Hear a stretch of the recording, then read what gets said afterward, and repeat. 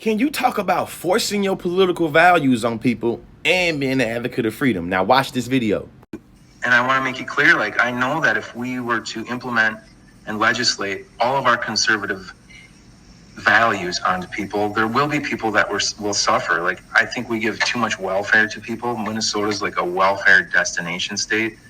We get a lot of immigrants, illegal immigrants. We get a lot of people just coming here from Illinois and other states because we give out so much money to people.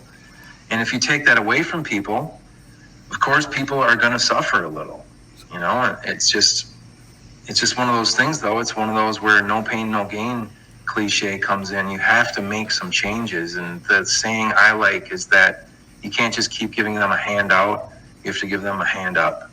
You have to pull them out of that. And once these people that are, you know, living check. For the people in the back watching this video, recognize what he described about implementing policies that will cause people to suffer is the exact narrative that America has used to infiltrate and literally run in, invading a whole bunch of different countries from the 1700s all the way to now. You recognize what he's fantasizing about politically. This government calls people dictators and justifies invading their country and stealing their natural resources.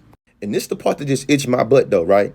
When poor people get help from the government, it's called a handout. You see what I'm saying? It's seen as something bad because you're being lazy and you mismanage your money. But when corporations or rich people get help from the government, it's seen as a tax cut. It's seen as a subsidy. It's seen as a bailout. Well, sheesh Louise.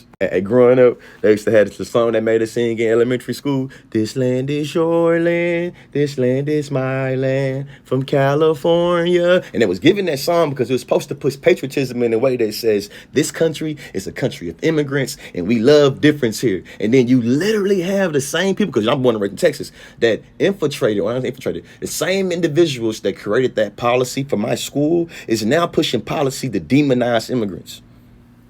Conservative contradictions. I ever noticed that when Fortune 500 companies or hedge funds mismanage money, they ain't told to eat less avocado toast or stop doing so much flying in the private jet? Y'all noticed that, right? They just takes tax dollars and they just give it on to them because, hey, roll down trickle theory and giving money to corporations is good. Now, America is a republic built on the values of democracy, and this man talking about using policy to implement conservative values to force it on the people, and he's recognizing people will suffer. Now, the question that you have to ask yourself when you rewatch this video, because you better rewatch it, is who is he talking about when he talks about who's going to impact the most magnitude from all this here right here, suffering and people having to go without, you know? World is going to be perfect for everyone. But we can't allow the government to have the control they have, because look what's happening here. I mean, and how deep does it go? The world is going to be perfect for everyone, but we have to look at the control the government is having. This man wants to implement policy to force conservative values on the people when he's acknowledging that people will suffer.